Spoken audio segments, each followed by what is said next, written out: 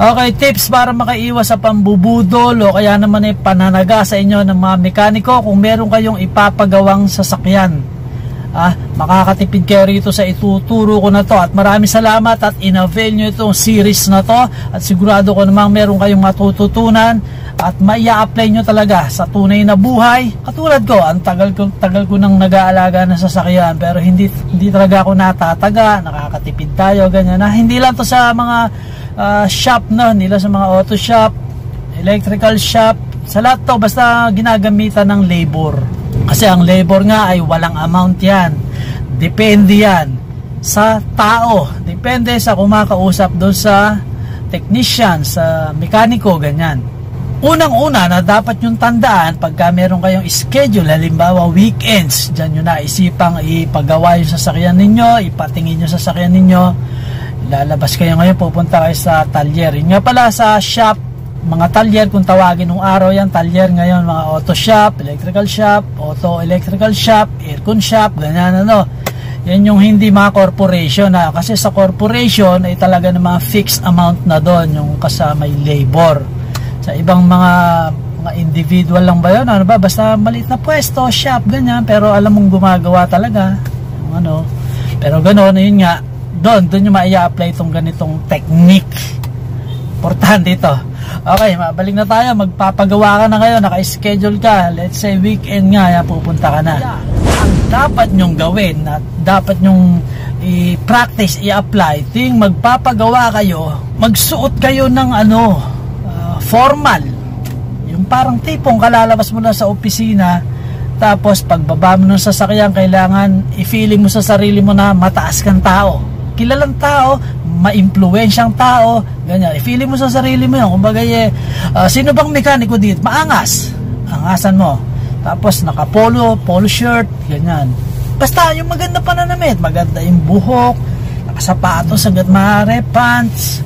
Yung tipong mahihiya ang yung mahihiya tambay sa'yo pag magkakasalubong kayo. Parang ganun din yung mga mekaniko. Magkakaroon agad ng first impression niya, naku po, na malaking tao to Tapos wag nyo mami-misinterpret na porket maganda ka manamit, dun sila magtataas ng presyo. Kabaliktaran yun.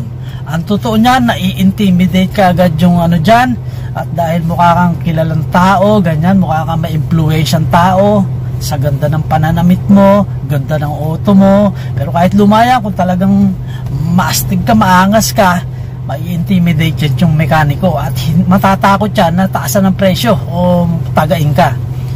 Bukod pa ron, yung attitude mo nga na maangas, kailangan confident ka. May ipapasilip lang ako ganito kasi nangyari, ganun ang approach. Unang bungad mo pa lang, ito, gagamit ka na ng sikreto pa ang malupitan, yung white lies. Medyo kasi nungalingan lang na kapaki-pakinabang. Gamitan mo ng mga kilalang tao. Bukod sa ikaw mukha ng ma-influensyang tao, gagamit ka pa ng isa pang tao na ma-influensya din. At sasabihin mo to sa mekaniko, yung gumagawa. Nasabi kasi sa halimbawa, nasabi kasi sa akin ni kumparing kapitan. Halimbawa, yung kabilang barangay, yung kapitan doon. Akin yung kumpare kong kapitan sa kabilang barangay na meron daw pagawaan ditong magaling na mekaniko. Impression nun, ang ibig sabihin nun, isa ka sa mga ma-influensya, mataas na tao ka. Kaya ang sasagsa, ano po ba sir, yung ano ba boss yung mo? Kasi nga, meron ka na kagad ma-influensya ang tambi na, pwede rin yung mga nasa gobyerno, nasa munisipyo, ganyan. Magbanggit ka ng ganyang pangalan, o kaya mo, kumpare mo, pulis. Napadaan, itinuro nga yung shop niya na yon. O, di ba? Hindi ka natatagain yan, matik. Baka nga, minsan libre pa nga yan ganun yun huwag nyong aanuhin yun. Nangyayari talaga yun. Kung sino pa yung nakita nilang may kaya, mayaman, intimidating talaga ang itsura, doon sila nagbibigay pa ng discount na malaki.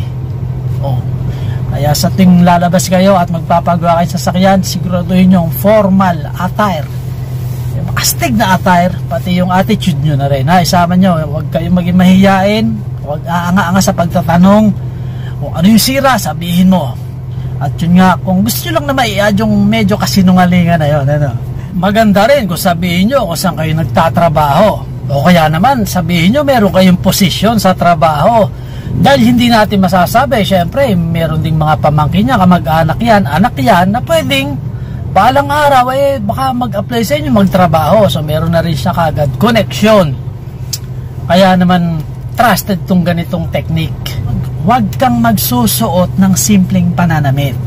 Ganito, t-shirt, short, maayos na may buhok pero ganyan. Pero yung mukhang simple, normal, pangkaraniwan tao, casual na attire. Huwag na huwag nyong gagawin yan pagka kayo ay bibisita o magpapagawa sa mekaniko. Dahil sa mga ganyang pormahan, panigurado, first impression na dyan yung mekaniko Okay, alam na, ano na to, basic na to. Meron na kagad presyo sa isip niya, kahit ano ipagawa nyo dyan, ipasilip nyo dyan. May konting patong na kagad dyan dahil simple ka lang. Ibig sabihin, parang ready ka na magbayad kagad dyan at nag-leave ka lang sa trabaho, rest day mo sa trabaho, ganyan, nautusan ka ng sino man. Yung ganyang kasimpleng attire, dyan ipapasok yung taga o kaya naman yung above minimum na labor. At yung panghuli, discarding, medyo paawa effect naman to. Magsuot ka naman ng mga gusgusin, butas-butas na sando, pudpud na tsinelas. Ayan, para pagbaba mo pa lang ng sasakyan, pero kailangan may attitude ka pa rin. Yung tipong alam mo yung may sira ka lang ng bagya. Pero ang magiging first impression sa inyo dyan ng mekaniko, ako, puta, wala akong matataga dito. Kaya naman, alam nyo naman, ang mga Pilipino, likas yan na matulungin, maawain, ganyan. So parang pag tinaga ka pa niya, wala ka nang pambili ng damit, tapos yung sasakyan mo marumi, hindi mo maayos maganda, hindi mo mapatakbo ng maganda, ganyan. O di, ganon. Basta wag kang magpapakita naman ng magagandang bagay. Bagay gulo-gulo buhok mo, o sira-sira damit mo, pumunta ka ng ganon. Tandaan nyo lang lagi, kailangan either formal attire or pinakagusgusing attire. Diyan hindi kayo tatagain at makakaiwas kayo sa budol at minsan talaga madalas makaka-discount pa kayo sa ganyang pananamit. Tandaan nyo, ang labor ay nagsisimula din sa kausap sa tao. Kaya doon lang sila magbabase kung mataas o mababa. Kaya yun lang mga komrad, sana meron kayo natututunan dito sa aking sikreto, kasi ito ang ina-apply ko talaga at talagang napaka-epektibo. Okay, yun lang mga komrad, ayos!